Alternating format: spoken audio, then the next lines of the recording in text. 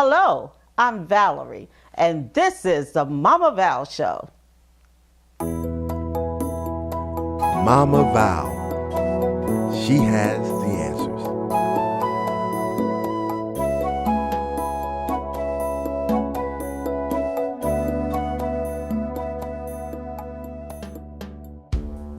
Hello, everyone. I'm Mama Val. If you need a mother figure to talk to or just a friend, I'm here for you. It sometimes helps to talk to someone who will give you their heartfelt opinion to your question. Just remember, the answers are my opinions and are meant to give you options to your problems. Today, I'm so happy to bring to you a face that is no stranger to Baltimore fam. And she is here today on the Mama Val Show. Her name is Tania Johnson, our very own weather personality.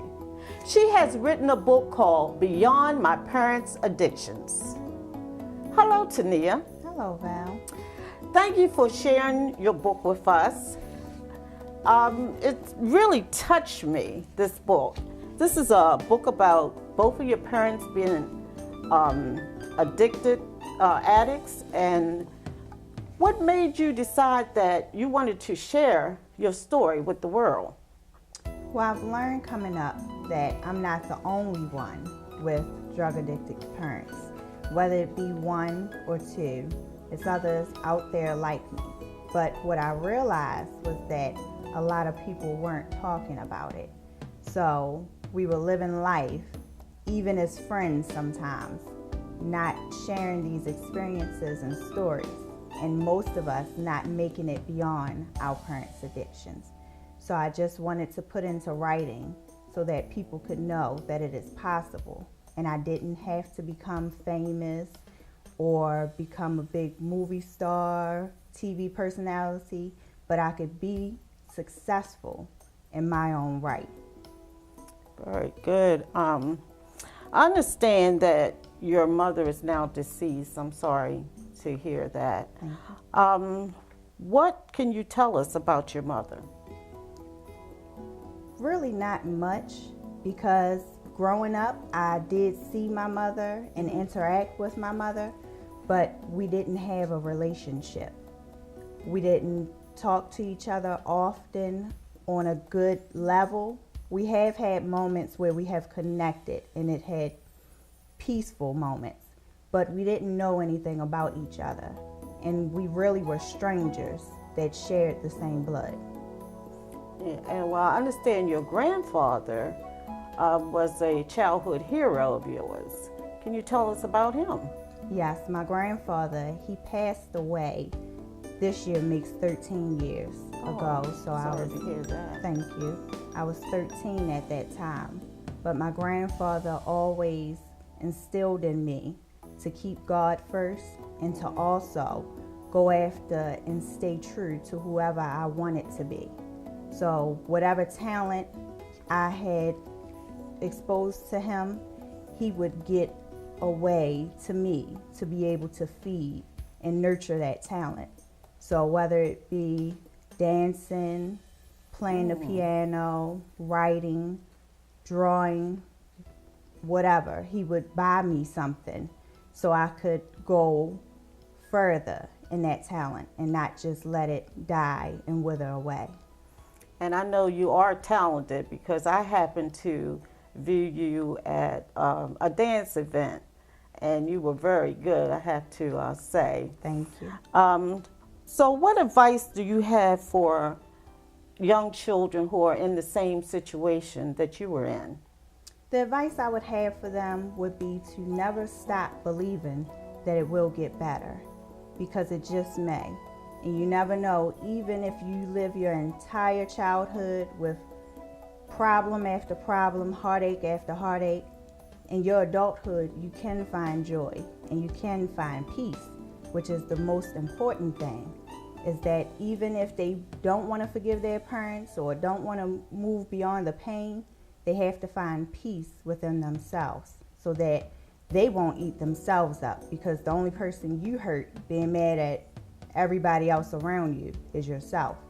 And I also want to give them the same advice my grandfather gave me, be true to you, whoever that is. Your grandfather was a very special person.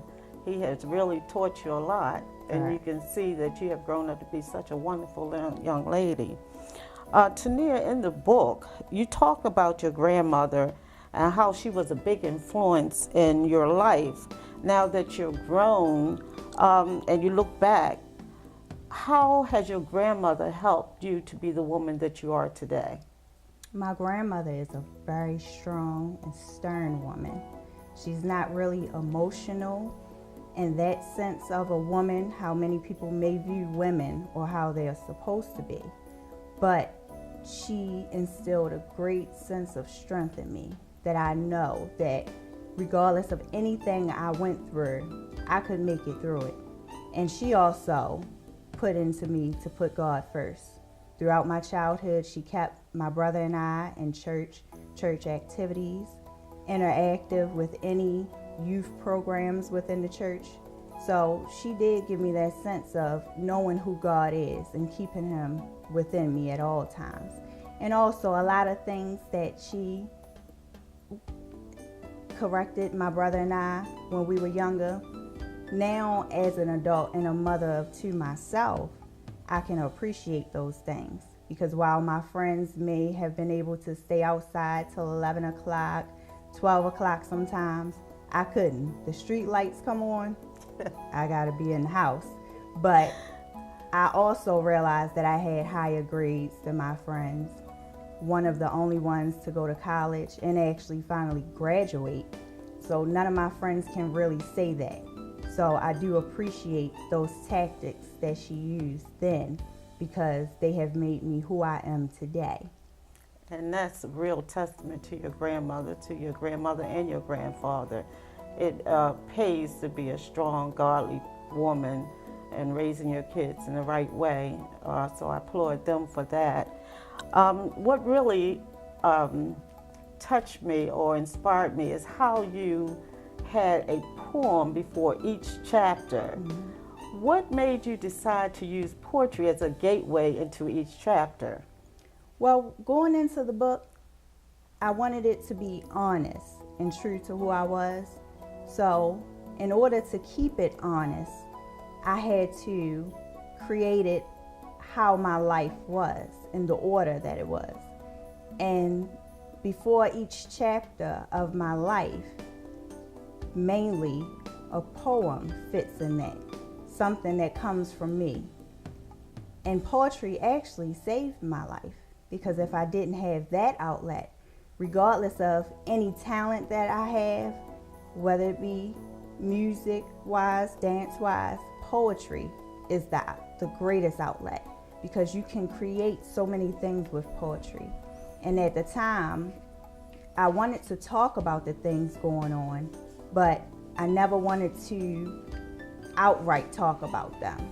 And poetry gave me that way to talk about it, get it off my chest, and no one ever really take me serious about whether if it was the way that I actually felt inside, or if it was just a sense of my imagination going beyond. Well, that leads us into my final question. This last poem that you wrote in the book, this poem really touched me. It was an awesome ending to this book. Would you mind reading this for us? Sure. This one is entitled Nightmares to Dreams. This world is designed to operate around opposites. One cannot function without the other.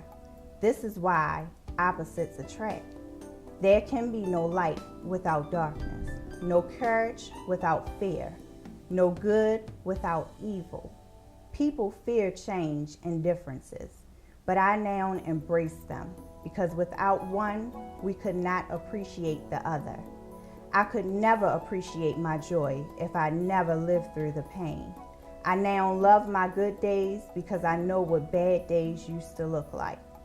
And now I'm no longer shaken by my nightmares because I wake up to a dream. That was awesome. Baltimore fam, there you have it. This, if you don't get this, run out and get this book. I mean, just listening to Tania, she is a wonderful young lady. You have a lot to look forward to. Only good things are going to come to you. Can you tell us, where can we purchase your book? Currently, it's online at Amazon.com.